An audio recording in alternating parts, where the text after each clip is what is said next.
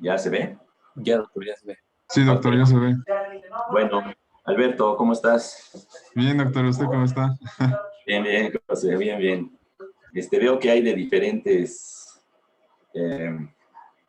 semestres. Algunos no han tomado cardiología, algunos ya. Y qué bueno, yo creo que eso va a enriquecer la plática para que pues surjan muchas preguntas, o dudas o aportaciones. En cualquier momento que ustedes quieran interrumpir la presentación, adelante. Yo creo que o vayan anotando sus preguntas o vayan haciendo aportaciones. Sí hay que hacer que sea lo más dinámica posible. Y vamos a ir recordando cosas de fisiología que son fundamentales para entender el qué es insuficiencia cardíaca. Areli me había dicho que era un grupo de los, ahora sí que de los preclínicos. Entonces adapté mi plática a eso, ¿no? No nos metimos mucho con manejo, pero como veo que ya hay de otros semestres, pues podemos agregar cosas de manejo si ustedes quieren. Entonces, el ir poco a poco, en la primera parte de la plática va a ser el funcionamiento normal de la función cardíaca y qué parámetros nos van a servir para que nosotros sepamos todos los cambios que van a derivar en el cuadro clínico de insuficiencia cardíaca. Escogí este tema porque es muy frecuente que nos enfrentemos a este tipo de problemas, sabiendo ustedes que las primeras causas de mortalidad en todo el mundo pues son los problemas cardiovasculares, los problemas cerebrovasculares y los problemas vasculares periféricos, que son las 3 primeras causas de muerte en el mundo. Entonces, hay muchas causas que nos van a generar insuficiencia cardíaca a cualquier edad, ¿no? Entonces, pues vamos a empezar. Sí tenemos que revisar el sistema eléctrico, ¿no? Las vías de conducción, porque de alguna manera durante el ciclo cardíaco se vayan a llevar a cabo en diferentes momentos en los cuales la actividad eléctrica juega un papel muy importante, sobre todo en las primeras fases de llenado auricular. Entonces, ustedes saben que el sistema eléctrico o los trastornos de conducción pueden estar imbricados en un paciente que tenga insuficiencia cardíaca, ¿no? Por ejemplo, bloqueos de rama, bloqueos auriculoventriculares, que son secundarios habitualmente a cardiopatía isquémica, ¿no? A problemas de insuficiencia cardíaca secundario a la cardiopatía isquémica, y que juegan un papel muy importante en los fenómenos que van a determinar el gasto cardíaco.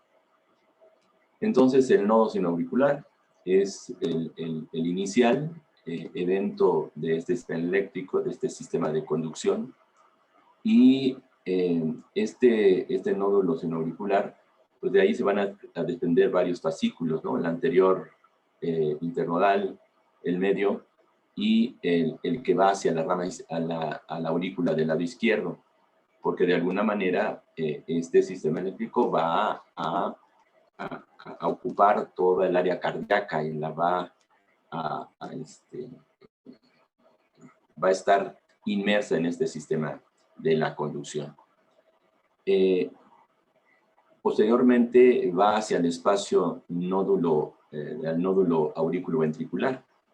Los que ya llevan un cardio, pues saben que la onda P en el electro, es la despolarización de las aurículas, que es lo que estamos viendo en esta gráfica. Es decir, se van a despolarizar tanto la aurícula derecha como la aurícula izquierda.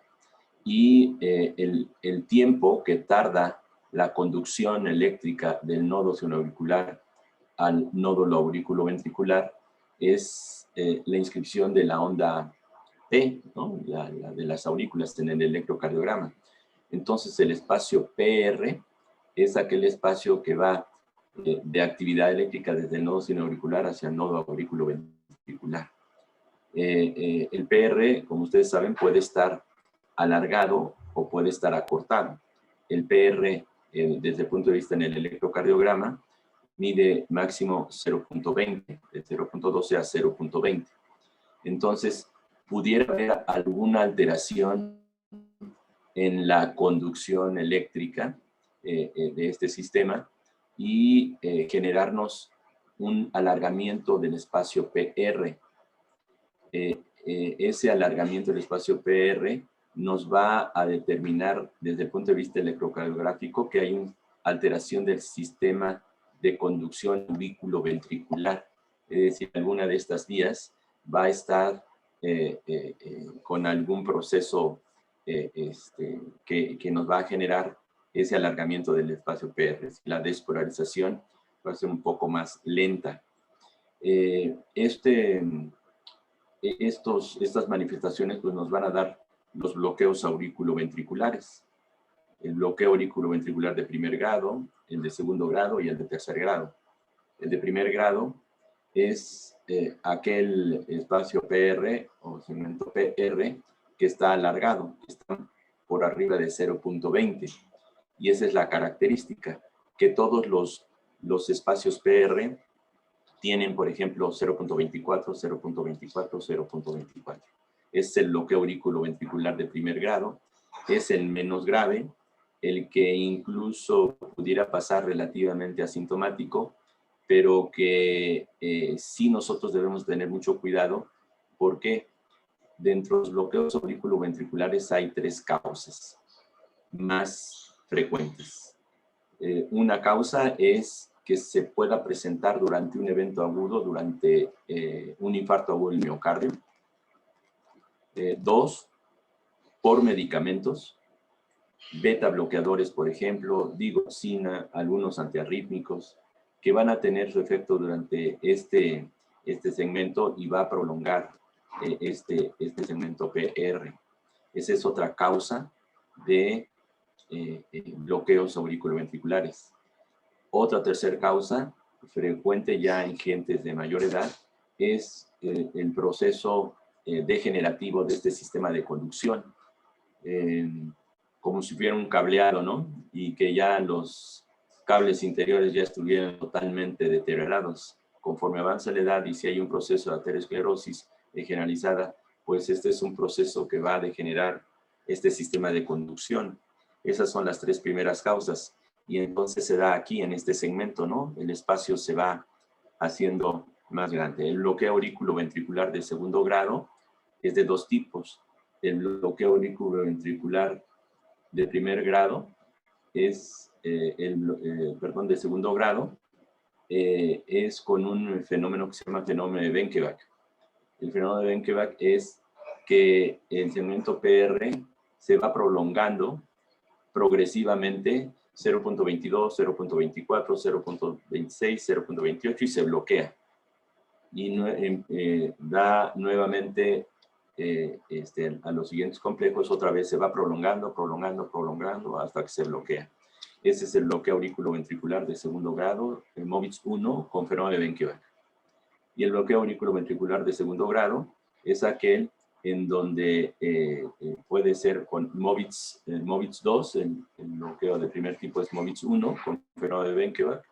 El de segundo grado, MOVITS 2, es aquel que va a ir,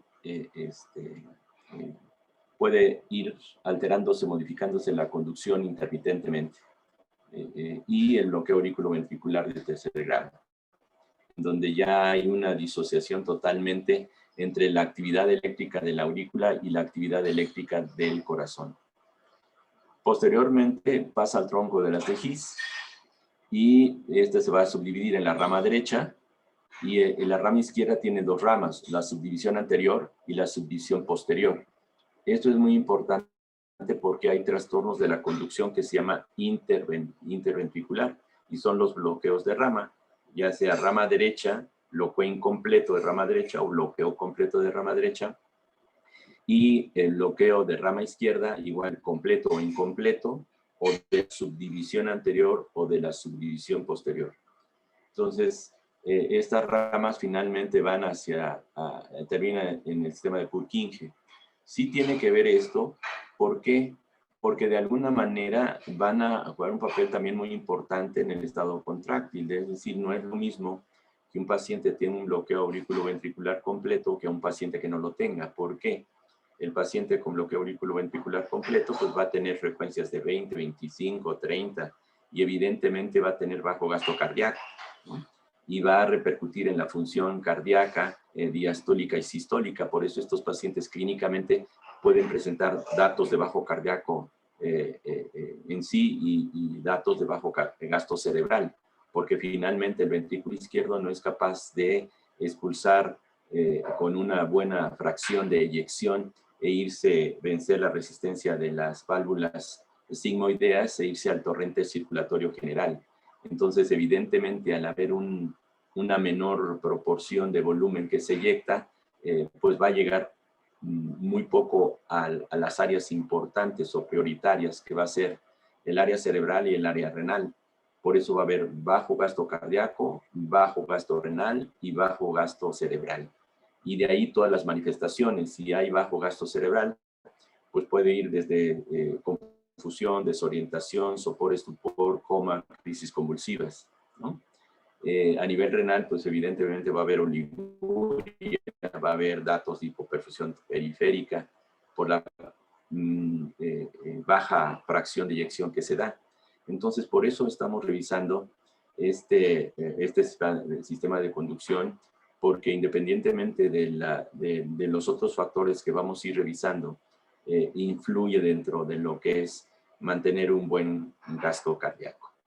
En la experiencia que tenemos en las unidades de terapia intensiva, auricular completo, así nos llegaban los pacientes al hospital, y ahí pues era determinante colocar inmediatamente un marcapaso por vía externa, ¿no? Es decir, un marcapaso por vía subclavia o por esta vía. A veces más nos tardábamos en colocarnos la bata, hacer la sepsia antisepsia, que pasar el marcapaso. En menos de un minuto ya lo teníamos adentro, ¿no? Y esto mejoraba sustancialmente pues la vida del paciente. ¿Por qué? Porque mejoraba el sistema de conducción con el marcapaso y podía hacer un bloqueo a lo mejor completo, temporal, mientras se recuperaba del infarto, pero muchas veces era una agenda avanzada en la que tenía ya un bloqueo por degeneración del sistema de conducción, y inicialmente le poníamos un marcapaso temporal y posteriormente un marcapaso definitivo. Entonces, como ustedes ven, muchas cosas influyen, ¿no? Muchas cosas influyen en el gasto cardíaco, en el funcionamiento del área cardíaca, el sistema eléctrico. Evidentemente, pues todos saben, ¿no? Que la precarga, pues del lado derecho, del lado izquierdo, la precarga, sabemos que la aurícula derecha pues va a recibir todo todo el volumen que le llega al área cardíaca en un segundo momento, ¿no? A través de la vena cava superior e inferior. La aurícula derecha no va a tener ninguna resistencia para que se llene la aurícula derecha. De hecho, tiene 0 milímetros de mercurio de presión, ¿no? De 0 a 6 más menos. Realmente el volumen que llega a través de la cava superior e inferior, pues no tiene realmente ningún obstáculo de llegada para que se llene la aurícula. Ya en sí en la aurícula puede haber sí problemas, ¿no? O ventriculares, y que repercutan en el gasto cardíaco y en la precarga. Entonces, pues habitualmente, pues todo el volumen que llega va a ser manejado de la aurícula al ventrículo a través de la válvula tricuspidia. Ustedes saben que todas las válvulas tienen cuerdas tendinosas y tienen un anillo valvular con un diámetro suficiente para que pase el volumen del lado derecho de la aurícula, por ejemplo, al ventrículo. la aurícula derecha va a tener una presión venosa central en centímetros normal de 8 a 12. Esa es la presión venosa central en centímetros de agua. Por eso cuando nosotros tenemos un paciente con insuficiencia cardíaca derecha y está en un evento agudo, uno de los parámetros que podemos manejar es colocarle a través de una vena periférica, ya sea a través de la basílica, la cefálica, un catéter largo para que llegue a la aurícula. Y evidentemente debe de estar aquí, en la aurícula, no pasarlo hasta el ventrículo, debe de quedar en este sitio. Y nosotros ponemos el equipo y vamos a medir nuestra presión venosa. Entonces nos va a decir qué tan congestionado o no va a estar nuestra aurícula. Si está con una PVC de 0, pues hay algo que está haciendo que no se llene de manera adecuada la aurícula, ya sea por una hipovolemia, por un sangrado importante, por un proceso de deshidratación severa, etcétera, que repercute en la llegada del volumen hacia las venas cava superior e inferior. Si está elevado, eso nos quiere decir que hay congestión. Es decir, si tuviera 20, por ejemplo, de presión venosa central, habría manifestaciones de predominantemente de insuficiencia cardíaca derecha, ya sea por disfunción de la aurícula derecha o por disfunción del ventrículo derecho. También como repercusión de insuficiencia cardíaca izquierda, porque ustedes se acuerdan que hay insuficiencia cardíaca derecha, insuficiencia cardíaca izquierda e insuficiencia cardíaca global. Entonces, las manifestaciones clínicas, al haber una gran presión, una venosa central y que nos indica que está repleta la aurícula, ya sea por una lesión auricular o ventricular, pues evidentemente va a haber reflujo hacia las venas cavas. Por eso una de las manifestaciones predominantes en la insuficiencia cardíaca derecha, pues es la ingurgitación yugular. La ingurgitación yugular puede ser de diferentes grados, grado 1, grado 2, grado 3. Ustedes saben que se debe de explorar regularmente en un paciente en semi-Fowler. Le pedimos que se voltee de lado, hacia el lado derecho, hacia el lado izquierdo, para ver las relaciones anatómicas por donde pasa la yugular, y ahí vamos a tener qué tan ingurgitada esté.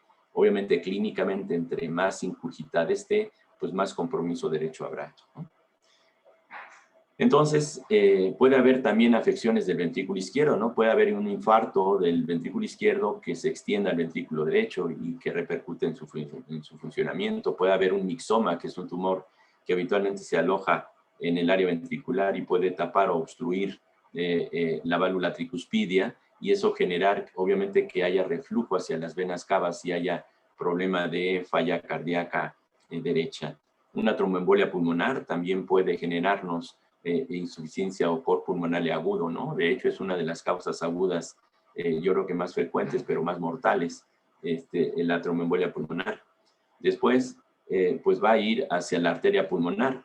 La presión del ventrículo, de hecho, es una presión totalmente diferente al de las aurículas. Y en la presión en el ventrículo derecho hay presión sistólica, hay presión media y hay presión diastólica.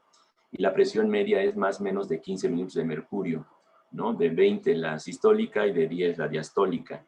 Entonces nosotros cuando llegamos a tener la oportunidad de monitorizar nuestras presiones a través de un catéter de Swan-Ganz o medir las presiones a través de un eco bimodal, pues vamos a ver qué tan importantemente están alteradas o modificadas las presiones del ventrículo derecho y que nos estén dando problemas de insuficiencia cardíaca derecha.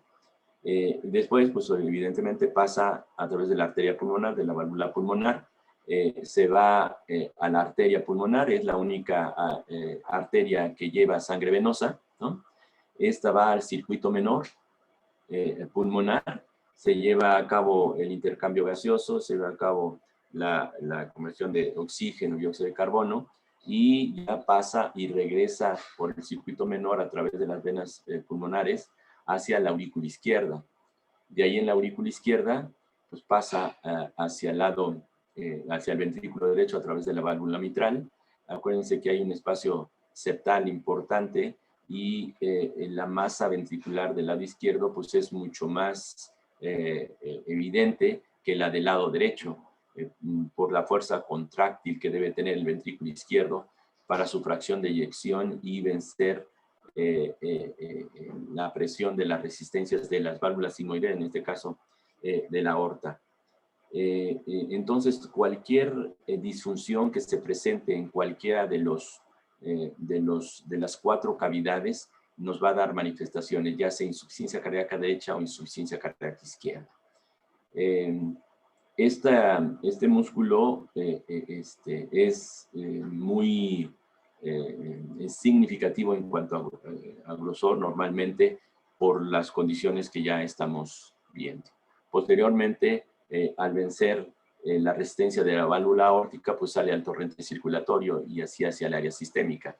Entonces, todo paciente que tenga algún compromiso, a lo mejor tiene una estenosis mitral, en donde la válvula, el anillo valvular es totalmente cerrado, evidentemente va a haber congestión de la aurícula izquierda. ¿Por qué? Porque no va a pasar, ya sea por insuficiencia o estenosis de la válvula aórtica, un buen llenado hacia el ventrículo izquierdo. Entonces, todo este volumen pues puede irse retrógradamente y irse hacia el circuito menor, y eso va a comprometer la presión capilar pulmonar. En un paciente con insuficiencia cardíaca izquierda tiene presión capilar pulmonar muy elevada, ¿no? Y entre mayor presión capilar tenga, mayores manifestaciones de insuficiencia cardíaca izquierda tendrá. Disnea, estertores, broncoespasmos, sibilancias, puede haber derrames cerebrales, etcétera, ¿no? Entonces, vamos a ir viendo cada uno de las manifestaciones, el porqué de cada una de ellas. No sé si hasta aquí quieren hacer alguna aportación o alguna duda o alguna pregunta. ¿No? Bueno. Ok, Arely, ok. Bueno. Tenemos que revisar qué es el gasto cardíaco necesariamente. No podemos entender insuficiencia cardíaca, ni yo podría decir ninguna enfermedad si no sabemos fisiopatología. Si nosotros sabemos fisiopatología, vamos a entender totalmente cuáles son las repercusiones que tiene nuestro paciente y en dónde las tiene y por qué las tiene y qué es lo que debemos de hacer para diagnosticarlo y para tratarlo. Si nosotros no lo hacemos así, no entendemos, pues muchas veces nos va a costar más trabajo hacer un diagnóstico, no vamos a identificar el problema porque no es lo mismo una disfunción sistólica a una disfunción diastólica, es totalmente diferente y ahí el tratamiento es totalmente diferente. Entonces el gasto cardíaco es determinado por muchos factores, ¿no? Por volumen sistólico, por la frecuencia cardíaca. Pero, ¿qué influye en todos estos factores del gasto cardíaco? Bueno, influye la precarga, influye la poscarga, influye la frecuencia cardíaca, desde luego, e influye el estado contráctil del paciente. Si ustedes se acuerdan, ¿alguien me pudiera decir qué es la ley de Frank-Starling?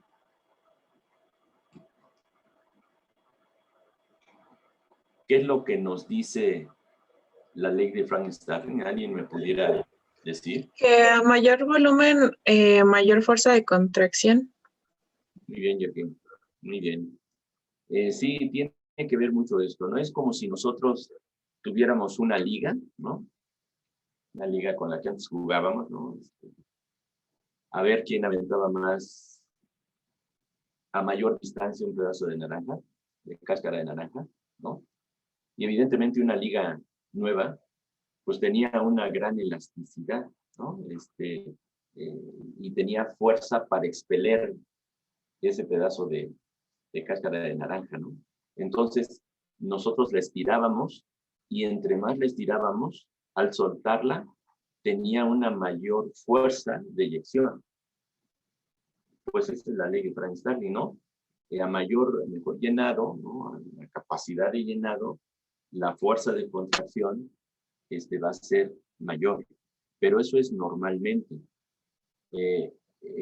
Por eso uno de los términos importantes para entender la ley de Frank-Starling es la presión diastólica final del ventrículo izquierdo. ¿Qué significa ese nombrezote, no? Presión diastólica final del ventrículo izquierdo. Es decir, es la capacidad total que tiene el ventrículo izquierdo de recibir el volumen sanguíneo, de llenarse de manera adecuada, ¿no? De que no haya ningún impedimento, de que no haya disfunción diastólica para que no se altere el llenado del ventrículo. Entonces se repleta el ventrículo normalmente y viene posteriormente la fase de expulsión. Y el ventrículo izquierdo normalmente tiene una fracción de eyección por arriba del 60%, ¿no? Esa es la fracción de eyección normal. Todo paciente que tenga una fracción de eyección por debajo de 60 ya tiene alguna alteración. Y cuando tiene menos de 40, se puede correlacionar a un estado de choque cardiogénico, ¿no? O de disfunción cardíaca grave. Ahorita vamos a ver las clasificaciones. Entonces, esa presión diastólica que tiene debe de ser suficiente llenado, debe de haber posteriormente un estado contráctil adecuado para vencer las resistencias vasculares sistémicas, es decir, las resistencias que hay de salir a través de la válvula aórtica para que puedas tener una buena fracción de eyección. Evidentemente, si tenemos una insuficiencia aórtica, una estenosis aórtica o un infarto o un miocardio, donde hay una necrosis muy importante del músculo del ventrículo izquierdo, esta capacidad contráctil se va a ver deteriorada, se va a ver alterada. Entonces, si no tiene la suficiente fuerza de contracción, no va a poder vencer a esa resistencia. Y por lo tanto, esa presión diastólica final del ventrículo izquierdo va a estar aumentada. ¿Por qué? Para tratar de vencer esa resistencia, que muchas veces no lo logra si el evento es grave, y al no expulsar todo ese volumen del ventrículo izquierdo, pues la sangre sigue llegando a través de la aurícula derecha, ventrículo derecho, circuito pulmonar, aurícula. ¿Qué es lo que pasa? Pues se va a regresar hacia la aurícula izquierda, va a haber un movimiento retrógrado, y de la aurícula izquierda pues va a crecer. ¿Por qué? Porque va a estar generando una carga mayor de la sangre que le llega de la pulmonar y de la que regresa del ventrículo izquierdo y que no puede expulsar el paciente. Entonces lo que va a haber es una alteración hacia el área pulmonar, hacia el circuito menor. Por eso va a haber congestión cardíaca. Por eso vamos a encontrarlo con estertores, con broncoespasmo y todas las manifestaciones de insuficiencia cardíaca izquierda. Y aquí está, ¿no? Lo que yo les decía, es la presión diastólica final, que lo normal es de 8 a 12, la presión diastólica final del ventrículo izquierdo, y va a estar relacionada con la presión capilar pulmonar. ¿A qué me refiero? Si está elevada la presión diastólica final del ventrículo izquierdo, seguramente va a estar elevada la presión capilar pulmonar y la presión de cuña, la cual se toma a través de un catéter que se llama catéter Swan-Ganz, si es invasivo. Entonces, todo eso nos puede llevar a una insuficiencia cardíaca leve, moderada o severa hasta llegar al edema agudo pulmonar. Por eso, una causa que nos puede originar un edema agudo pulmonar, pues es un infarto o un miocardio, un estenosis mitral, un estenosis aórtico, una insuficiencia de estas dos, nos pueden llevar a una insuficiencia cardíaca grave. Y la fuerza de contracción es lo que está relacionado con esta presión diastólica. Esa fuerza de contracción tiene que ver con la integridad del músculo ventricular izquierdo.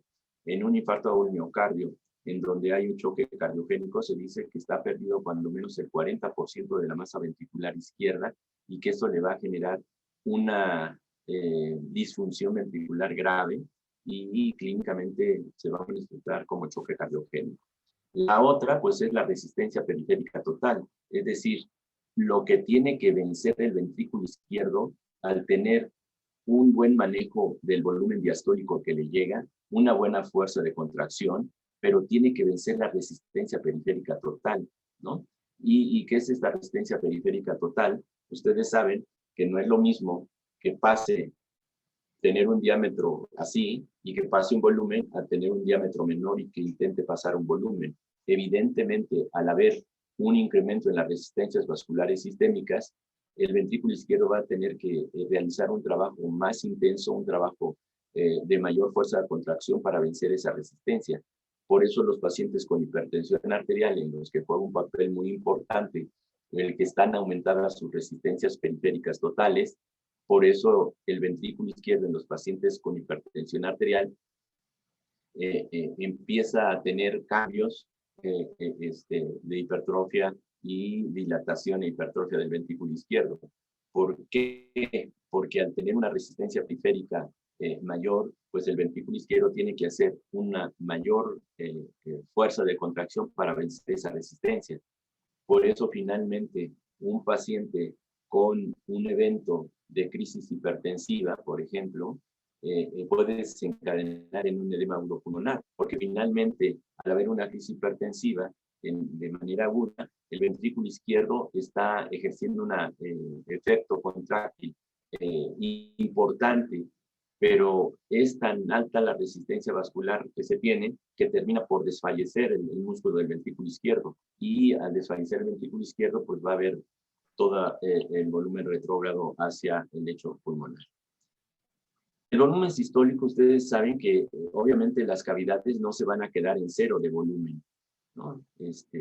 Sino se eyecta una parte de todos esos 5 litros del volumen total de sangre, pues solamente llega una parte significativa en todas las cavidades, y el volumen sistólico que por latido es en promedio que ustedes ven ahí en la pantalla.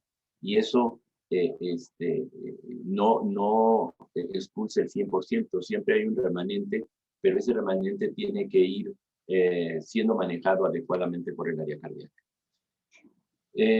La frecuencia cardíaca. La frecuencia cardíaca también es un evento que tenemos que considerar si el paciente está bradicárdico o si el paciente está taquicárdico, tiene frecuencia cardíaca normal. Por ejemplo, hay pacientes que nos llegan con taquiarritmias potencialmente letales, por ejemplo, una taquicardia ventricular o una fibrilación auricular con rápida respuesta ventricular, y que estos pacientes, al tener una frecuencia tan alta, su gasto cardíaco se va a deteriorar. Por esa razón, se tiene que controlar la frecuencia cardíaca de un paciente con una taquiarritmia potencialmente letal, porque inicialmente pudiera pasar algunos minutos en donde no repercuta su gasto cardíaco, pero si dura muchos minutos, va a haber secundariamente baja del gasto cardíaco, es decir, van a tener hipotensión, hipoperfusión tisular, van a tener disnea, van a tener todas las manifestaciones de bajo gasto cardíaco. Entonces, por eso se hace cardioversión en estos pacientes, ya sea a través farmacológico o a través del cardioverter, que ustedes seguramente conocen en los equipos de desfibrilación. Ustedes sí tienen que identificar el equipo de desfibrilación, porque no es lo mismo desfibrilar que cardiovertir. Y todos los desfibriladores tienen un botón que se llama cardioverter, que es el que nosotros podemos dirigir la descarga que se da en uno de los segmentos para que con una poca descarga, ya sea con 50 o con 100 luz, dependiendo de cómo esté la frecuencia, podemos hacer la cardioversión. No se vayan a equivocar y lo desfibrilen, porque si no, pues todavía peor el problema. Entonces sí tienen que saber manejar el equipo, saber cuándo es desfibrilación y saber cuándo es cardioversión. Y una frecuencia cardíaca baja también nos puede dar bajo gasto cardíaco. Hablábamos de los pacientes con bloqueo auriculoventricular completo, en donde la frecuencia cardíaca es de 15, 18, 20, 25, no más, a veces no más de 30, ¿no?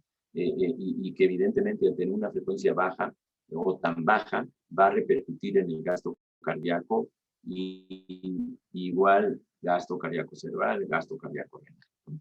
Y todas estas alteraciones pueden poner en riesgo la vida del paciente, ¿no?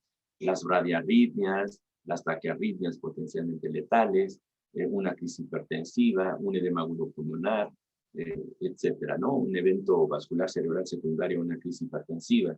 Entonces, todo esto sí es muy importante que nosotros lo tomemos en cuenta para saber cómo está el funcionamiento de nuestro paciente que vamos a evaluar, ¿no? Que vamos a ver.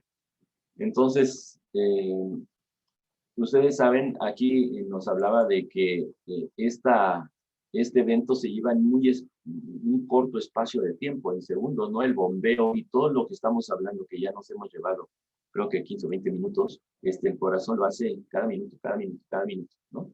Entonces,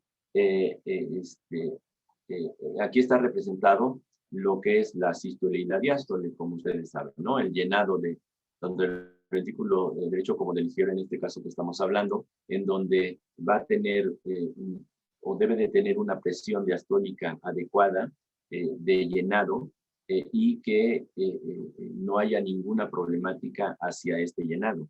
Y ya en la fase de sístole, bueno, en donde se va a hacer mayor o menor efectivo el grado de contracción de los ventrículos para seguir todo el movimiento que tiene el volumen sanguíneo en las cavidades derechas o en las cavidades del lado izquierdo. Siempre, como ustedes ven, el ventrículo izquierdo tiene una masa ventricular mucho más significativa que el ventrículo derecho. Pero hay pacientes que tienen infarto agudo del miocardio con extensión al ventrículo derecho y muchas veces no lo logran o no se logra identificar el bloqueo, el infarto del ventrículo derecho. Y es muy importante porque ahí cambia el manejo y cambia el tratamiento. Nuestra tesis como especialista de medicina del estado crítico de terapia intensiva fue precisamente evaluar el porcentaje de extensión de infarto agudo del miocardio, qué porcentaje de los infartos, ya sea anteriores o posteriores, daban extensión al ventrículo derecho.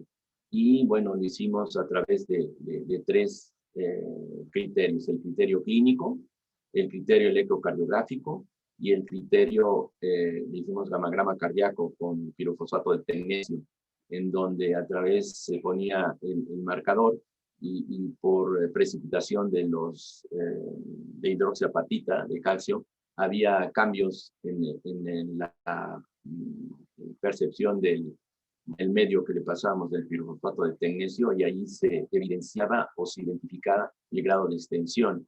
Clínicamente, si hay infarto al ventrículo derecho, hay manifestaciones de falla cardíaca derecha, ¿no? Evidentemente.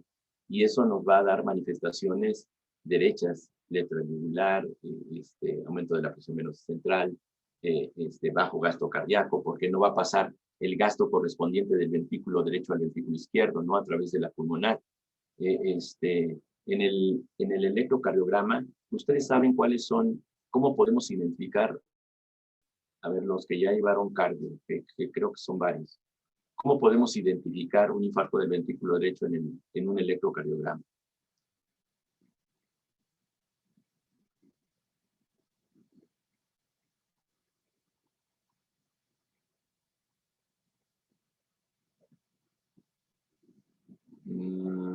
Areli, ¿en qué semestre están ustedes?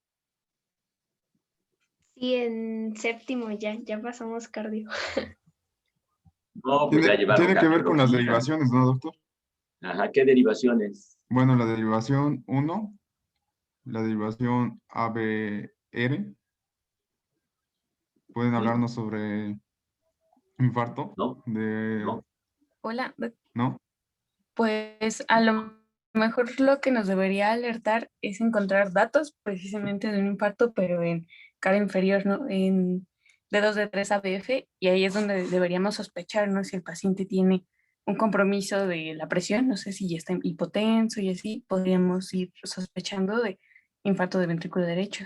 A ver, sí, Giovanna. Bueno, hay algo que se llaman, bueno, hay 12 derivaciones, como ustedes saben, ¿no? D1, D2, D3, ABR, ABL, ABF y de B1 a B6 del lado izquierdo, las precordiales del lado izquierdo. Entonces, aquí dijo algo importante Giovanni. Donde más encontramos extensión al ventrículo derecho son en los infartos posteriores o diafragmáticos. ¿Por qué? Bueno, tan solo conociendo la circulación, ¿no? Ustedes saben que hay dos coronarias, la coronaria derecha y la coronaria izquierda. La coronaria derecha en su gran proporción da una rama al nodo sinusal y da una rama al nodo auriculoventricular y da una rama que se llama descendente posterior. Y la rama izquierda, la coronaria izquierda, tiene dos ramas importantes, que es la circunfleja, que va a irrigar toda la cara lateral alta y lateral baja del ventrículo izquierdo, y va a tener la descendente anterior, y la descendente anterior es la rama de las más importantes y es la que va a irrigar toda la cara anterior del corazón. Y esta descendente anterior se va a unir con la descendente posterior para dar todo el circuito de circulación coronario al área cardíaca. Entonces, estaba afectada de alguna manera en pacientes que tienen afección o que está obstruida la coronaria derecha, se van a manifestar con alteraciones en D2, en D3 y en ABF, ¿no? Y que pudieran incluso, encontramos con mucho mayor frecuencia la extensión a ventrículo derecho por este tipo de localización de infarto. Pero para que nosotros desde el punto de vista electrocardiográfico veamos si hay extensión o no, se toman lo que se llaman derivaciones derechas. Las derivaciones izquierdas son las que normalmente ustedes toman de B1 a B6. Bueno, pues ahora las vamos a tomar igualito, con las mismas relaciones anatómicas, pero del lado derecho. Es decir, B1, B2, B3, B4, B5 y B6, pero del lado derecho. Ustedes saben que B1 es, ¿a qué nivel ponen la perilla en B1 normalmente? Cuarto espacio intercostal. Exacto, cuarto espacio intercostal. Del lado Sí, derecho del esternón. Así es, ¿no? Paraesternal. Después la 2 del lado izquierdo, la 4 a nivel de medio clavicular, la 3 entre B2 y B4, la B5 en la línea axilar anterior con quinto espacio intercostal, ¿no? Etcétera. Bueno, así como las colocamos del lado derecho, las vamos a colocar con las mismas relaciones anatómicas que las del lado izquierdo. Y van a ser 6 derivaciones, pero del lado derecho. Cuando ustedes les digan, a ver, Giovanna, tómenle un círculo torácico al paciente don Pepito de la cama 10. ¿Qué es el círculo torácico en un electrocardiograma? Pues prácticamente es tomar todo el tórax, que incluso me ha tocado ver que ponen no solo hasta B6, sino también B7 y B8. Perfecto, Giovanna. Así es. ¿Cuál es la relación de B7, B8 y B9, Giovanni? Que son las otras derivaciones posteriores. Quinto. Si no mal recuerdo, estas se toman paralelas a la escápula. O sea, son a nivel de quinto, espacio intercostal, pero paralelas a la línea. ¿Cuál de ellas? ¿La 7, la 8 o la 9? Porque a usted le va a tocar ponerlas y tiene que ponerlas bien. La 7 es en la línea medio escapular y la 8 es en la línea paraespinal, más bien. ¿Y la 9? No lo sé, doctor. A ver, Giovanna, déjeme verla. Creo que la identifico. Tiene apagada su cámara, pero no la identifico. No, perdón. Ando en el hospital corriendo, por eso no la puedo activar. No Perdón. importa, Giovanna, no importa. Bueno, les digo, B7 es quinto espacio intercostal, línea axilar posterior. B8, quinto espacio intercostal, por abajo del escápulo. Y B9, quinto espacio intercostal, con la paravertebral. Esas son B7, B8 y B9. Pero hay otras que se llaman derivaciones de Medrano, que son conocidas internacionalmente y universalmente, y Medrano es un cardiólogo mexicano. A mí todavía me tocó la fortuna de recibir clases de él, ¿no? Y él creó en el Instituto Nacional de Cardiología, que fue donde llevamos nuestra materia de cardio, creó las derivaciones de Medrano. ¿Y cuáles son esas? ¿Se acuerda Giovanna o José o Jonathan o Areli o Gustavo o quién? ¿Cuáles son las derivaciones de Medrano? ¿No se acuerdan? Bueno, Son unas que se ponen más, o sea, se ponen en tórax anterior, pero uno a nivel de apéndice sifoides y las otras dos más abajito. No recuerdo exacto. Bueno, sí, Giovanna. Acuérdense ustedes que de principio ustedes como internos de pregrado son los que van a tomar los electros y que si los toman más arribito, más abajito, ya no les van a dar los datos que uno deseara ver en un electro. Entonces tienen que ser muy precisos y se deben de colocar en el sitio donde deben de estar, ni más arriba ni más abajo, porque si no nos va a dar, no, por la pura toma del electro, nos van a dar alteraciones, pudieran darnos alteraciones en el electro, ¿no? En la inscripción del electro. Por ejemplo, en los primeros meses del internado, cada vez que rotan, hay un problema de transposición de los grandes cables, ¿no? Es el síndrome de la transposición de los grandes cables. ¿Qué quiere decir eso? Que no saben poner de manera adecuada los cables para tomar ni siquiera un electro. Entonces, inmediatamente nos vamos a dar cuenta, yo como escrito, si yo le envío a tomar a un compañero un electro, inmediatamente desde D1, al ver D1 yo ya sé si lo tomó bien o lo tomó mal. Entonces, ¿cuál es ese síndrome de transposición de los grandes cables? Que en lugar de colocar el del lado derecho en el derecho, lo colocan en el izquierdo, o el del pie en el brazo derecho y así. O B1 lo ponen en donde corresponde a B4 y B6 donde corresponde a B9. Entonces, tenemos que ser muy puntuales en la toma del electro. Entonces, las desviaciones de Medrano son, y M1 es línea medio clavicular derecha. Ustedes trazan una línea como punto de referencia en la línea medio clavicular derecha y bajan esa línea que ustedes tracen y en la intersección con el último arco costal es M1.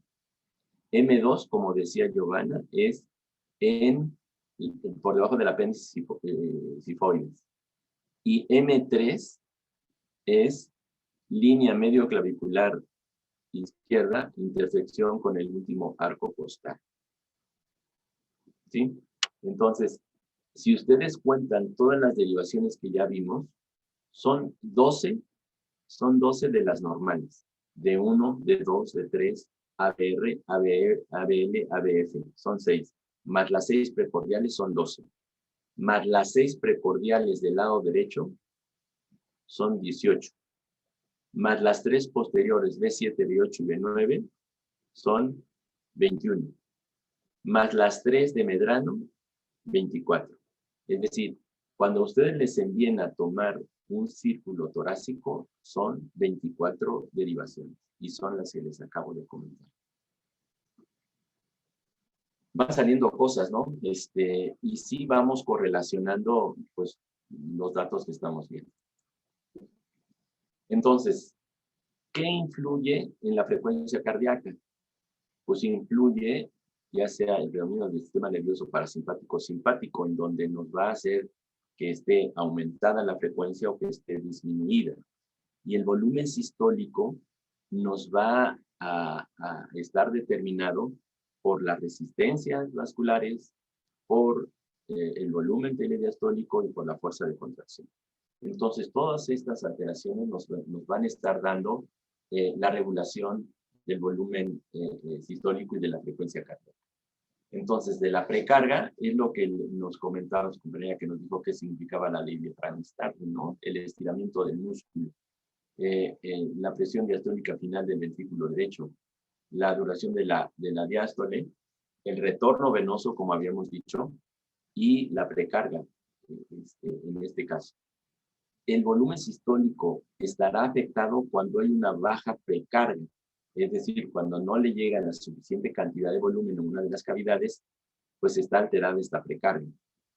Y la contractividad tiene que ver, ustedes saben que hay diferentes características en el área cardíaca, ¿no? Inotropismo, cronotropismo, tropismo, etc. Entonces va a depender de la capacidad contráctil, ¿no? Va a depender de si tenemos o no medicamentos inotrópicos positivos o negativos o modificaciones patológicas positivas o negativas. Y finalmente, pues la poscarga, ¿no? La poscarga es lo que va a vencer esa resistencia. Muy bien.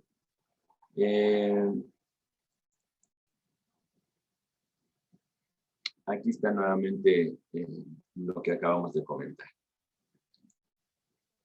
Entonces, un corazón normal, pues tiene una adecuada masa ventricular tanto del lado derecho, septum y ventrículo izquierdo. El septum, igual hay infartos anteroseptales, ¿no? O septales exclusivamente, que los vamos a determinar en el electro de B1 a B4, son los infartos anteroseptales sobre la cara anterior. Cuando es lateral alta, va a estar alterada D1 y ABL en el electro, un infarto. Cuando es de cara lateral baja, va a estar alterado B5 y B6. ¿Ok? Cuando es anterior extenso, pues es de B1 a B6 y D1 y ABL. ¿Ok? Y si hay insuficiencia cardíaca de grado diferente, pues evidentemente toda la capacidad contráctil por la afección que pueda tener el músculo, no por estar más dilatado, quiere decir, o estar hipertrofiado, quiere decir que tiene buena fuerza de contracción. O si está limitado porque está necrosado gran parte del músculo después de un infarto o un miocardio. Pero para todo eso, tenemos que ver lo que es el ciclo cardíaco. Es decir, para que también nosotros sepamos qué es lo que está pasando, qué corresponde al primer ruido cardíaco, qué corresponde al segundo ruido cardíaco, cuáles son los cambios que se van a dar en el ciclo cardíaco. Y aquí está, tengo alguna otra diapositiva igual que vamos a ir revisando. Entonces, inicialmente, pues hay una contracción auricular, ¿no? Esta contracción auricular va a generar que se llenen los ventrículos. Es decir, la presión ventricular va a ser menor en ese momento que pasa el llenado de las aurículas a los ventrículos, como ustedes están viendo aquí, ¿no?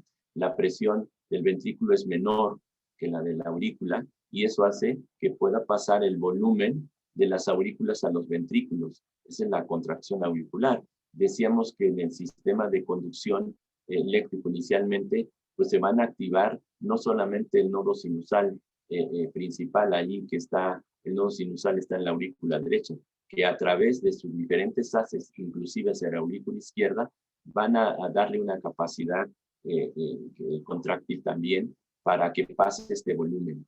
Después viene la contracción isovolumétrica, ¿no? Esta contracción isovolumétrica es la que nos representa el primer ruido cardíaco y no va a ser más que va a estar aumentada la presión interventricular, pero no va a haber eyección, es decir, van a estar cerradas tanto las válvulas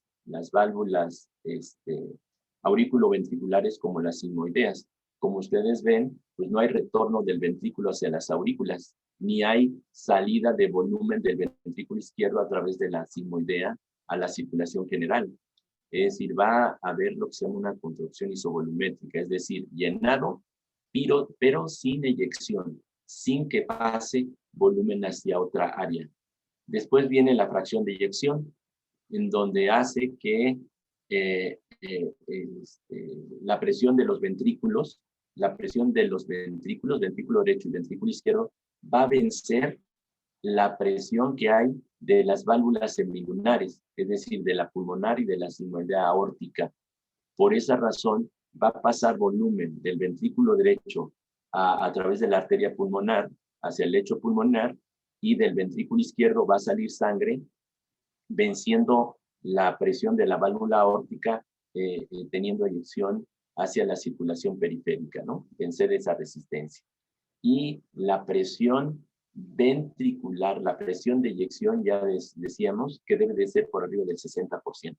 Por debajo del 60% ya no es normal esa fracción de eyección. Está pasando algo que va a generar que esa fracción de eyección esté limitada, ¿no? Después viene la relajación isovolumétrica, ¿no? Entonces, en este caso, va a disminuir la presión de los ventrículos, provocando así el segundo ruido cardíaco por el cierre de las válvulas semilunares. Este va a ser el segundo ruido cardíaco. Y posteriormente va a haber un llenado rápido de los ventrículos, en donde va a disminuir más que la presión auricular, por lo cual se van a abrir las válvulas auriculoventriculares.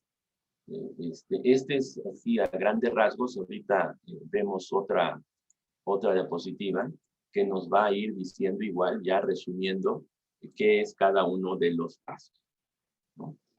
Y aquí vemos el primero, que como decíamos, que es el de llenado, en donde habíamos visto que no va a haber ni llenado de expulsión la totalidad de la sangre. Nunca está en cero la aurícula ni ninguna de las cavidades sin volumen. Entonces, se van a dar dos pasos, un llenado rápido y un llenado lento. Ahí las válvulas auriculoventriculares, la tricuspidia y la mitral van a estar abiertas.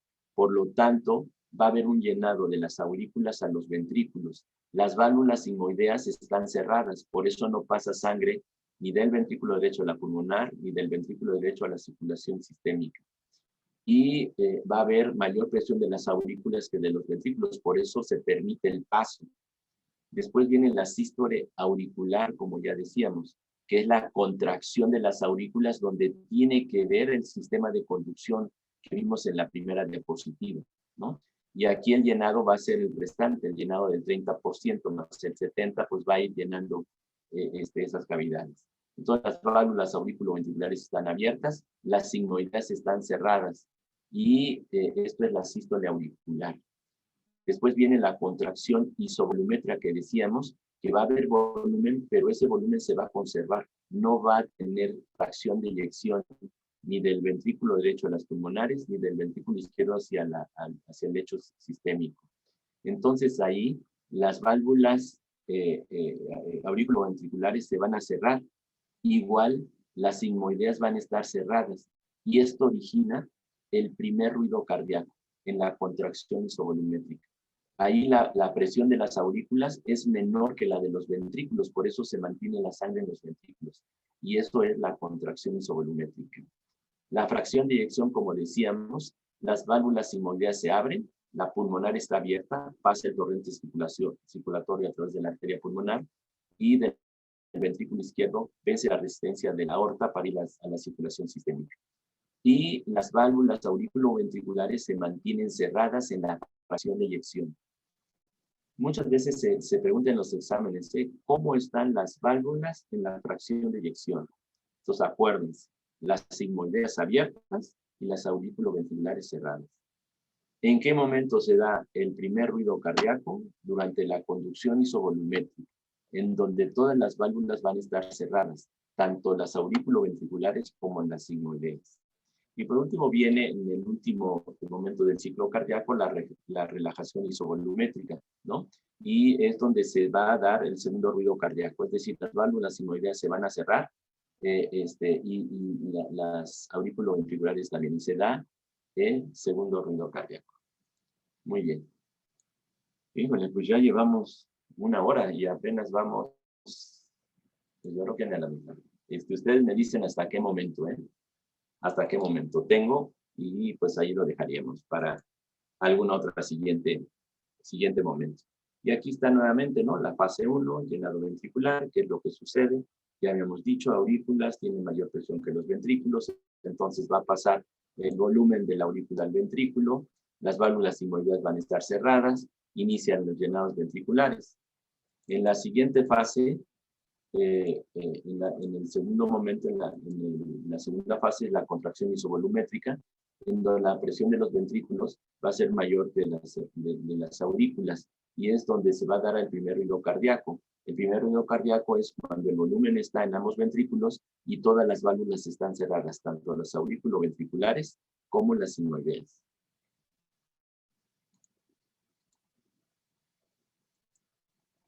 La tercera es la fracción de eyección, cerradas aurículoventriculares, abiertas las simoideas. Y la última fase es la relajación isovolumétrica, que es donde se va a generar que todas las válvulas estén cerradas y nuevamente empieza el circuito, ¿no? Ok. Bueno. Entonces, ya decíamos que puede haber disfunción sistólica y disfunción diastólica. La disfunción sistólica es aquella que nos esté implicando alguna alteración en la función de la fosa contráctil cardíaca y en donde la fracción de eyección va a estar alterada. Ya desde el punto de vista clínico es por debajo de 60%, por eso ahorita que vamos a las clasificaciones que está relacionada a actividad física disnea, por ejemplo, va a ser cada vez más frecuente y regularmente se hace significativamente clínica cuando está por debajo de 50. Y la disfunción diastólica es aquella en donde va a haber algún factor o alguna alteración en donde no se lleve adecuadamente el llenado, ¿no? Por una alteración en la relajación y o disminución de la distensibilidad. ¿Ok? Va a haber muchas causas de insuficiencia cardíaca, ¿no? Aquí las ven, ¿para qué se las leo? Infartos, hipertensión, valvulopatías, arritmias, todo lo que ya vimos. Bueno, ahora veo que hay algunos amigos del séptimo semestre igual, y ya vimos que en el feocromocitoma, o vamos a verlo en el feocromocitoma, en el hipertiroidismo, igual con mis niños del tercer semestre, vemos diabetes, vemos hipertiroidismo, vemos hipotiroidismo, etcétera, ¿no? Problemas adrenales. Hipertensión y feocromocitoma es una causa de hipertensión secundaria, también la vemos desde el tercer semestre en nosología. Y ahí estamos viendo que también la alteración hormonal nos puede dar alteraciones de la función cardíaca, nos puede dar insuficiencia cardíaca. La ley de Frankenstein, que ya la vimos, que no es más que un equilibrio entre las presiones oncótica y hidrostática, y que cuando se rompe este equilibrio, ya sea por la presión hidrostática que va a tender a sacar líquidos en intersticio y espacio alveolar, o la oncótica que tiende a retener el líquido dentro de este espacio intraalveolar. Cuando se rompe este equilibrio, pues obviamente empieza a acumularse volumen. Aquí está lo que tanto hemos estado hablando para que ya se entienda mejor todo esto.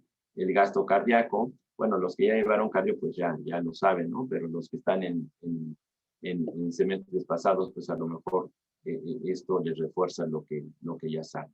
Entonces, el gasto cardíaco habíamos dicho que está determinado por el volumen latido, y el volumen latido está determinado por la precarga, por la poscarga, por el grado contractil y por la frecuencia cardíaca. Todos estos factores son determinantes para mantener un buen gasto cardíaco. Es decir, que haya integridad del músculo ventricular, que tengamos válvulas adecuadamente funcionales y que tengamos un buen estado contractil del ventrículo izquierdo. Va a haber mecanismos compensadores, como ustedes saben, ¿no? Y estos son los principales: el nervioso simpático, el sistema renina-angiotensina-aldosterona y la vasopresina, que ahorita vamos a ver qué es lo que hace. Y aparte,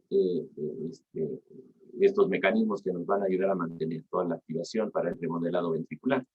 Y aquí está un resumen de las circunstancias que nos van a dar como mecanismos compensadores neurohormonales. Es decir, el gasto cardíaco va a estar alterado, modificado por la alteración del sistema nervioso simpático, por el sistema renina-angiotensina-aldosterona y por la hormona tirética. Todas estas van a hacer que se lleven a cabo diferentes eventos. Si hay un aumento del sistema nervioso simpático, pues va a haber aumento de la frecuencia cardíaca, aumento de la contractilidad. Esto pudiera mantener, de acuerdo al volumen minuto, un gasto cardíaco equilibrado, ¿no? Sin que falle, sin que baje, o sin que esté comprometido el gasto cardíaco. Al igual va a haber un estado contráctil arteriolar para tratar de mantener la presión arterial. El sistema renina-angiotensina igual va a aumentar el volumen circulante a través de la aldosterona y tiene también una capacidad contráctil a través de la angiotensina, en donde va a tratar de mantener el retorno venoso. Es decir, puede haber alteraciones en la precarga. Sí o no, si están modificados, pues va a haber manifestaciones, ya sea del lado derecho con edema y del lado izquierdo con congestión pulmonar. Igual, la hormona antidiurética, ustedes saben que también tiene un papel muy importante como un mecanismo compensador. ¿Cuáles son las bases hemodinámicas de la insuficiencia cardíaca? Entonces, ya vimos que es presión diastólica final del ventrículo izquierdo, ya vimos cuál es la presión de la aurícula izquierda, cuál es la presión capilar pulmonar. Todas estas, si están alteradas, nos van a dar congestión pulmonar. Por eso decíamos que hay una relación directamente hemodinámica. Si está alta la presión diastólica final del ventrículo izquierdo, per se debe de estar alta la presión capilar pulmonar. Y las dos nos están hablando de congestión pulmonar. Y clínicamente se va a manifestar por todos los síntomas que ustedes ya conocen seguramente. La disfunción del ventrículo izquierdo, decíamos que se da cuando es menos del 40%. Entonces, al darse una disfunción importante, menos del 40%, estamos hablando de choque cardiogénico, en donde va a haber disminución del gasto cardíaco. Por eso hay datos de hipoperfusión periférica. Por eso el paciente va a estar hipotenso, va a estar cianótico, va a estar con retardo capilar, con pulsos apenas perceptibles, puede estar con diaforesis, tiene palidez en las extremidades, tiene cambios marmóreos en las extremidades, son datos de hipoperfusión periférica. Y desde luego se va a generar un aumento del volumen tanto telesistólico como diastólico para finalmente llegar a la congestión pulmonar. ¿Qué nos puede dar la disfunción ventricular izquierda? Una sobrecarga de volumen, una sobrecarga de presión, pérdida de miocardio y contractilidad alterada. Y esto nos va a generar disfunción ya sea tanto sistólica como diastólica. Volvemos a decirlo, la mayor proporción generalmente o más frecuente es la disfunción sistólica en este porcentaje más o menos, ¿no? Puede ser mixta y puede ser que tenga tanto disfunción sistólica por alteraciones de la contractilidad y por lo tanto una fracción de eyección alterada, y disfunción sistólica por alteración en el llenado o en la relajación del ventrículo. Si nosotros lo transpolamos, digo, para ya no repetir, pues aquí está lo que es la MAP, el QRS, la despolarización auricular, ventricular, la repolarización, etcétera, y todas las fases de llenado, primer ruido, segundo ruido, que seguramente ustedes ya lo verán. Y ahora, ¿cómo lo vamos a clasificar de acuerdo al estado clínico del paciente? Esto es una clasificación funcional que se ha utilizado durante mucho tiempo, ahora tiene algunos ajustes, ¿no? Bueno, no ajustes, sino está completada con la de la Asociación Americana de Cardiología. Entonces, esta es la clasificación clínica o funcional, que la dividen en 4 etapas, clase funcional 1 a la 4. La clase funcional 1 es la que no hay limitaciones en la actividad habitual, por lo tanto no va a haber disnea. En la 2 sí va a haber disnea en base a actividad habitual, ¿no? Pero habitualmente se pueden hacer esfuerzos mayores y va a haber disnea leve. Ya cuando está en clase funcional 3, ya está, va a haber una disnea más importante, más evidente, y que habitualmente se va a presentar con los mínimos esfuerzos, incluso con hacer pequeñas actividades como subir 3, 4, 5 escalones, como tratar incluso de vestirse, etcétera, ¿no? Como agacharse, abrocharse los zapatos, pueden tener disnea y en clase funcional 3. Y la más grave, la clase funcional 4, es en la que el paciente está con disnea sin hacer ninguna actividad, es decir, en reposo tienen disnea. Esa es la clasificación funcional. Y esta clasificación funcional nos habla de que va a haber incapacidad en la fase 4 si nosotros al interrogar al paciente muy fácilmente lo podemos ubicar con esta clase funcional, preguntándole disnea y relación con la actividad física. Entonces nosotros fácilmente, sin tener ningún estudio hemodinámico, podemos decir en qué clase funcional está. Aquí está lo de la disfunción ventricular y la disfunción ventricular sistólica y la diastólica. Decíamos que va a haber incapacidad para relajar el ventrículo y llenarse de manera normal, y por lo tanto, pues van a estar alteradas su adaptabilidad de sus paredes y con volúmenes pequeños. Y la sistólica, incapacidad contráctil y expulsar adecuadamente o un volumen adecuado hacia las otras cavidades. Muy bien. Bueno, pasaríamos entonces a la clasificación radiológica de insuficiencia cardíaca. Esta clasificación radiológica de insuficiencia cardíaca la desarrollaron Killick y Kimball y la relacionaron en pacientes que tenían infarto. Es una clasificación pronóstica. Entonces la dividieron en 4 clases o en 4 clases funcionales. Nos hablaba de pronóstico a mortalidad.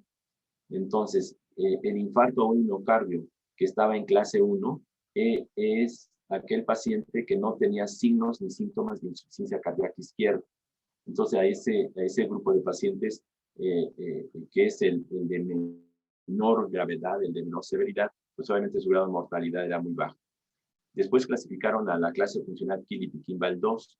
Son aquellos pacientes que ya tienen insuficiencia cardíaca manifestada clínicamente con estertores, con tercer ruido, con galope, con aumento de la presión venosa. Entonces, en ellos, al haber congestión pulmonar, ya la mortalidad era mayor. El tercer grupo de Killick y Kimball es aquel paciente que ya está en una insuficiencia cardíaca grave, como es el edema agudo pulmonar. Y la etapa 4 es cuando se manifestaba en choque cardiogénico, en donde se juntaban las dos cosas, tanto hipotensión como vasoconstricción periférica. Lo que adecuó la asociación, la American Heart y la de cardiología americana, es que en lugar de grado la dividió en etapas, ¿no? Pero es prácticamente, pues, es similar o igual, ¿no? En donde la tipo A es aquel paciente que tiene muy alto riesgo de desarrollar insuficiencia cardíaca, pero que aún no hay evidencia de una normalidad estructural. El 2 es cuando está sintomático, pero ya se detecta una normalidad estructural. Y la C es cuando ya están sintomáticos asociados a esa normalidad. Y la 4 es que están sintomáticos, que tienen una normalidad estructural, pero que no hay una respuesta adecuada. Es decir, son refractarios al tratamiento estándar, que correspondería a esta fase 4, en donde hay disnea incluso en reposo. Seguramente, pues ustedes ya con todo lo que vimos van a identificar qué es lo que pasa en esta clasificación clínico-hemodinámica. Esta fue diseñada por James Forrester y sigue vigente. Él la reportó en el American Journal of Cardiology de 1977. 77. En el 77 yo estaba haciendo mi primer año de especialidad en medicina interna, en el 77. Fue cuando salió esta clasificación, bien me acuerdo, pero aún sigue vigente. Y tenía que ver con 2 factores. De este lado, en la línea vertical, tiene que ver con la perfusión tisular, con el índice cardíaco. Acuérdense que el índice cardíaco es la división del gasto cardíaco entre superficie corporal total, es el índice cardíaco. Y él la tomó como un rango normal en 2.2. Y la presión capilar pulmonar, él la tomó como 18, lo normal es de 8 a 12.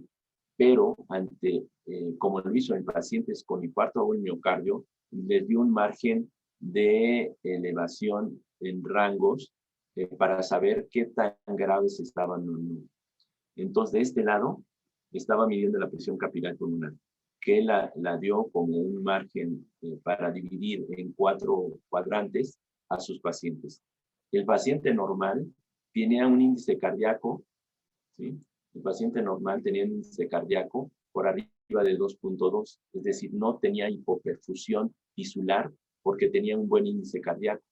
Y la presión capilar pulmonar estaba por debajo de 18. Es decir, este era un paciente con infarto o miocardio, pero sin insuficiencia cardíaca. Esto se hizo hemodinámicamente, midiendo la presión del ventrículo derecho, la presión diastólica final, la presión capilar, la fracción de eyección. Esta es hemodinámica, las otras son clínicas. La de Kilby-Kimball es radiológica. Después, cuando ese paciente con infarto tenía un índice cardíaco normal por arriba de 2.2, pues no había hipoperfusión, pero sí tenía una presión capilar por arriba de 18. Entonces, estos pacientes estaban en insuficiencia cardíaca de grado variable, podrían estar edema agudo pulmonar o insuficiencia cardíaca grave, por ejemplo. Este último grupo, estos pacientes tenían un índice cardíaco por debajo de 2.2, es decir, tenían hipoperfusión tisular, pero tenían una presión capilar por debajo de 18, es decir, no tenían congestión pulmonar, lo que tenían era falta de volumen. Y aquí está, ¿no? Perfusión normal por arriba de 2.2, hipoperfusión moderada o grave. Y el último grupo, que es el más grave, es aquel paciente que tiene los dos eventos, tanto hipoperfusión como congestión, es decir, tiene un índice cardíaco por debajo de 2.2, pero tiene una presión capilar por arriba de 18. Es decir, tienen las dos cosas, congestión pulmonar e hipoperfusión tisular. Es decir, estaban en choque cardiogénico. A estos pacientes, pues al tener edema agudo pulmonar, ¿qué manejo les dan? Pues les dan diuréticos y vasodilatadores. Acuérdense ustedes que al tener una presión capilar por arriba de 18, nos indica que su presión diastólica final está elevada. ¿Y qué significa? Que el ventrículo izquierdo no es capaz de vencer las resistencias de salida del volumen que tiene que inyectar a través de la válvula aórtica. Por eso se le ponen vasodilatadores para vencer esas resistencias. Y los dos vasodilatadores más usados es la nitroglicerina y el nitroprusiano. Aquí el paciente que tenía poco volumen sin congestión pulmonar, pues era administrarle una cantidad de líquidos de manera muy cuidadosa, porque tenían un infarto, podíamos pasarlo a la congestión pulmonar. Y se manifestaban como choque hipovolémico o con hipovolemia. Y estos pacientes de acá tenían las dos cosas. Entonces, ¿qué se les da? Son pacientes que se le dan vasodilatadores para vencer las resistencias y se le dan inotrópicos para aumentar la perfusión. Es decir, ¿cuáles inotrópicos? La dopamina, la dobutamina, la noradrenalina o la adrenalina. Pues no sé si hasta aquí ustedes quieren que lo dejemos ahí. Aquí está la relación de la escala de Forrester, que es el manejo que se da, beta bloqueadores, diuréticos, como ya vimos, ¿no? Ok. Y clínicamente, ¿qué es lo que a lo mejor están esperando los de los primeros semestres, ¿no? Clínicamente, insuficiencia cardíaca izquierda, pues van a tener taquipnea, taquicardia, estertores, aumento de la presión capilar, cianosis y edema agudo pulmonar, ¿no? ¿Qué síntomas van a tener? Pues hipospenia, hipodinamia, disnea, ortopnea, disnea paroxística nocturna, ¿no? Hay un dato clínico que podemos nosotros decir que ese paciente, cuando lo tiene prácticamente, podemos decir que está en edema agudo pulmonar, que es la expectoración asalmonada. Cuando vemos nosotros a un paciente con expectoración asalmonada, nos indica que ya hay inundación incluso del alveolo, no solamente del intersticio, sino ya hay totalmente, está congestionado el alveolo, está lleno totalmente de líquido y eso nos da clínicamente la manifestación de edema agudo pulmonar, ¿no? Si es insuficiencia cardíaca derecha, pues ya saben, ¿no? Va a haber incurgitación yugular, va a haber edema periférico, va a haber hepatomegalia, va a haber aumento de la presión venosa central. ¿Ok? Y acuérdense de los criterios de Framingham. Los criterios de Framingham son criterios de hace milenios, ¿no? Que nos van a ayudar en un gran porcentaje de sensibilidad para saber si un paciente tiene insuficiencia cardíaca o no, clínicamente. Y va a requerirse de que tenga mínimo un criterio mayor y dos criterios menores, ¿no? Y son estos. Los mayores es disnea paroxística nocturna, estertores, incurgitación, cardiomegalia. Bueno, ahí están para no repetirlos. Y los menores son los que están del lado derecho de su pantalla. Hepatomegalia, disnea de esfuerzo, tos nocturna, edema, etc., ¿no?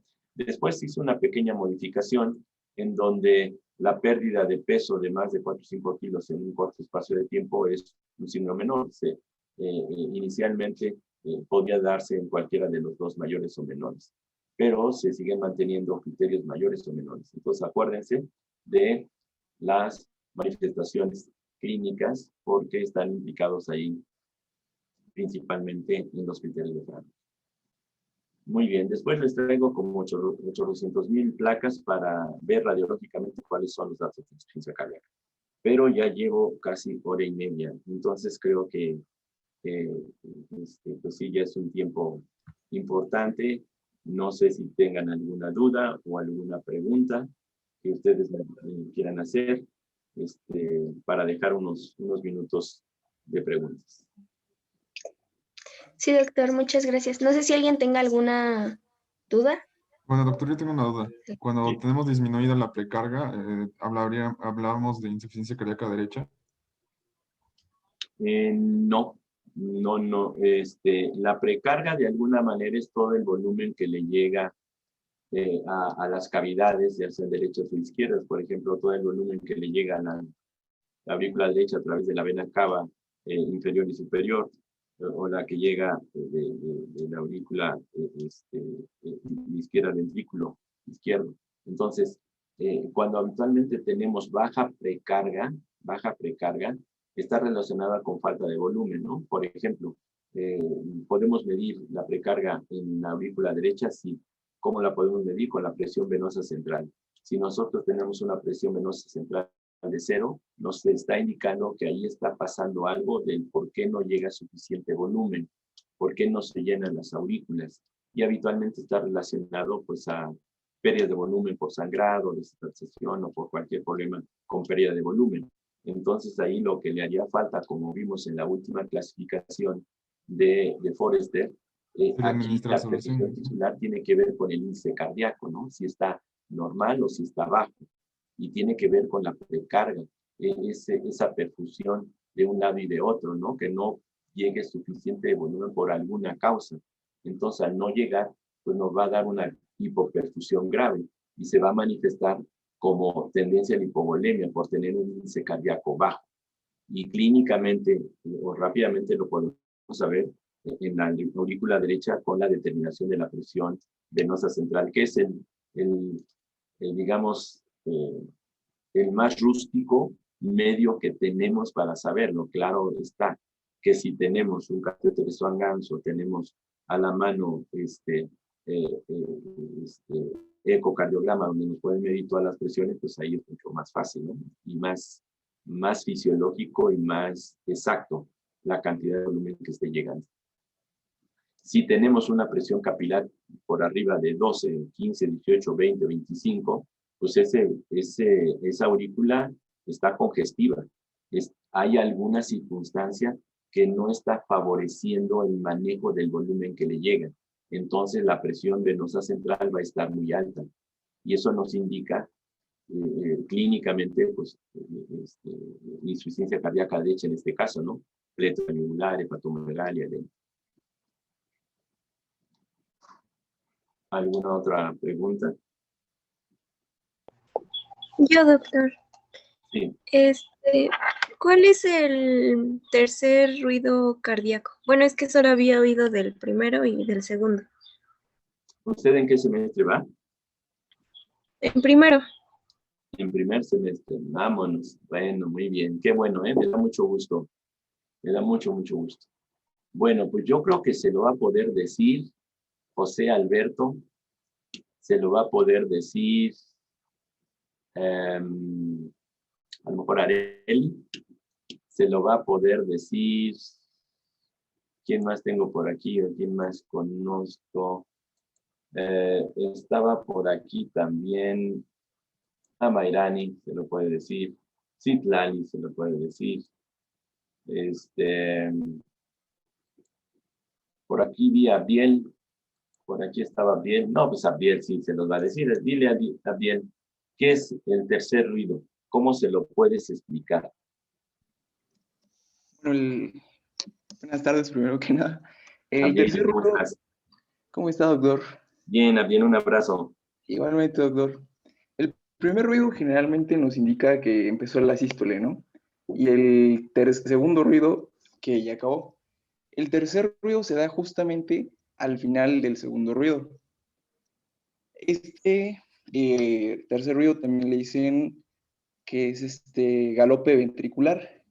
Y esto se da debido a que en la fase de llenado rápido, la sangre que cae, bueno, cuando empieza la diástole, la sangre al caer al corazón choca contra las paredes y genera este tercer ruido. Muy bien, Abiel, muy bien. Y también es Y fisiológico. precisamente es un ruido que lo comparan a un ritmo de galope de caballo, ¿no? No sé si alcancen a oír.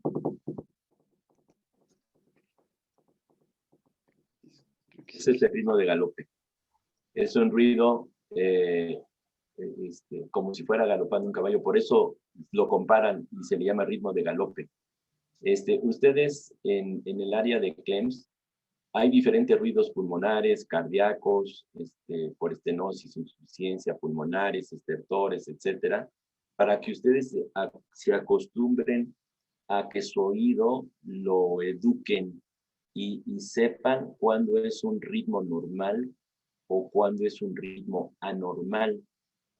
Primer ruido, segundo ruido, tercer ruido. Y precisamente se da, como comenta bien, ¿por qué? Porque está tan congestivo el ventrículo, pues que va a tener que modificarse mediante ese agolpamiento de todo el volumen que no puede manejar. Y se oye precisamente así, como no es un ruido normal, su compañera que nos preguntaba, no es un ritmo normal. Cuando nosotros oigamos un ruido, un tercer ruido, ritmo de galope, ya estamos hablando de insuficiencia cardíaca. De hecho, es un dato clínico de insuficiencia cardíaca izquierda predominantemente. Muy bien, Abiel. Alguien, no sé si le quedó claro a la compañera que nos... A Ana Castillo, ¿no? Sí nos preguntó usted, ¿no? Sí le Sí, quedó doctor. claro. ¿Sí? Sí, Ok. muchas gracias. Doctor, bueno, Y creo que también cuando faltó. tenga la oportunidad, vaya a CLEMS y, bueno, en sus prácticas a lo mejor pida que le pongan un tercer ruido, un ritmo de galope, y usted lo va a ver cómo ir acostumbrando su oído a identificar. ¿Alguien más, José Alberto? Sí, doctor, faltó mencionar que este ruido también puede ser fisiológico en niños. Ah, bueno, sí, pero pero niños de hasta qué edad, José Alberto. Ah, eso sí, yo no me acuerdo, doctor. Ah, ok, se los va a buscar y les va a decir, José. Sí, porque no es normal que un niño de 5 años tenga ritmo de galope. Por eso le pregunté a qué edad. ¿Sí? Ok, ahí lo revisas, José, y se lo dices, ¿eh? Sí, doctor. Ok, muy bien, no sé si haya yo cumplido sus expectativas, si vimos, no sé, cuando ustedes vieron insuficiencia cardíaca en sus diferentes semestres, vieron esto o vieron estas clasificaciones, vieron estas explicaciones de lo que es la función cardíaca. Y pues les traigo muchas datos radiológicos, ¿no? Por ejemplo, aquí hay edema pleural, se pierde lo que es, hay dos senos que se llaman el sexto, el seno cardiofrénico, el seno costodiafragmático, está borrado. Todo esto que ustedes ven aquí es líquido, congestión parailiar, una gran flujo que se va hacia la parte de arriba que se llama cefalización del flujo. Es decir, aquí hay cardiomegalia, inclusive aquí ya llevaron imagen, seguramente me van a decir a qué corresponde esta área del perfil izquierdo. ¿Es normal que esté así o abombada? ¿Y a qué correspondería? Se le dice signo del cuarto arco y corresponde a crecimiento auricular izquierdo. Abdiel, ¿verdad? Sí, doctor. Súper bien, Abdiel, muy bien. Así es. Y aquí, ¿por qué había una causa? ¿Cuál es una causa de ese cuarto arco clínicamente, Abdiel? ¿En qué patología pudiera darse? Por ejemplo, podría ser una estenosis mitral Así es, en una estenosis mitral. Perfecto. Y evidentemente aquí hay cardiomegalia, ¿no? Hay una, se trazan líneas imaginarias sobre la placa de tórax y nos va a decir qué índice cardiotorácico tiene un paciente. En esta plaquita simple de tórax podemos saber qué grado de cardiomegalia tiene en base a esa medición, ¿no? Aquí les presento otra con congestión del edema agudo pulmonar, que se ve como si fuera, no sé por qué le pusieron las de mariposa, pero se ve así.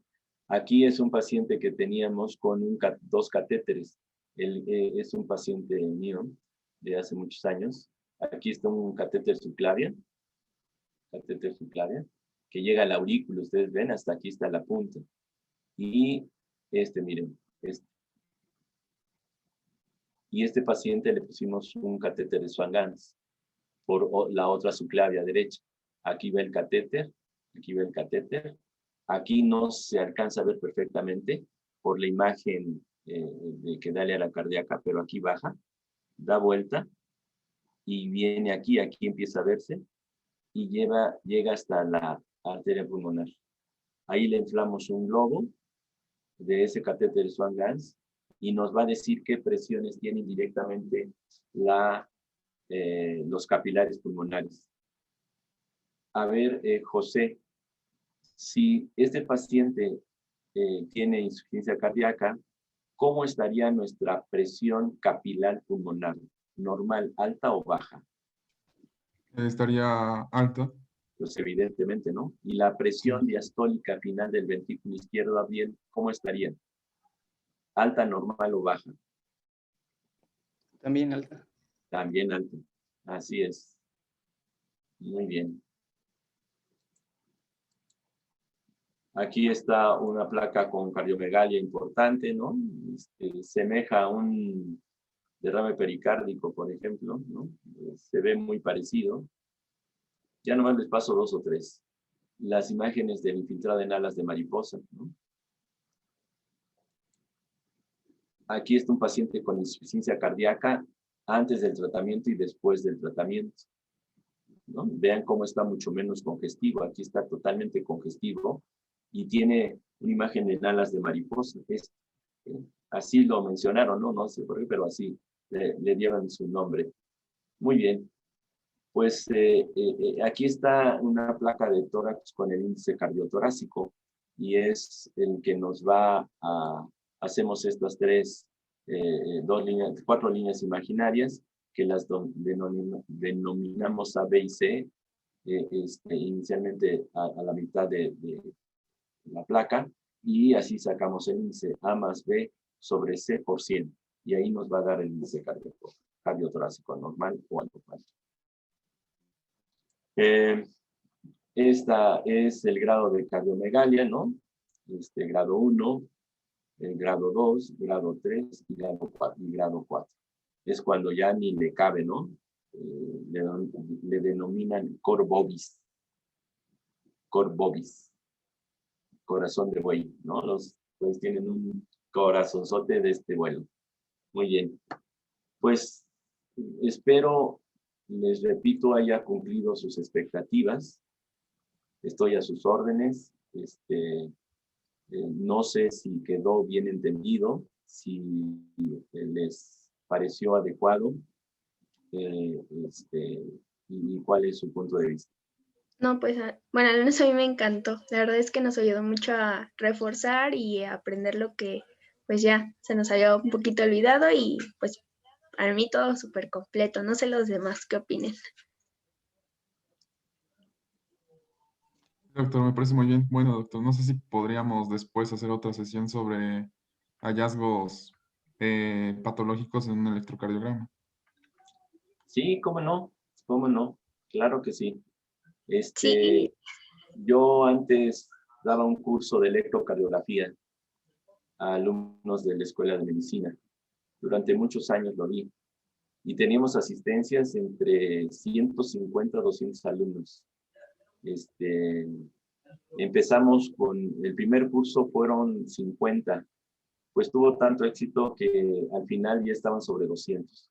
Alumnos de primer semestre salían del curso sabiendo leer un electrocardiograma.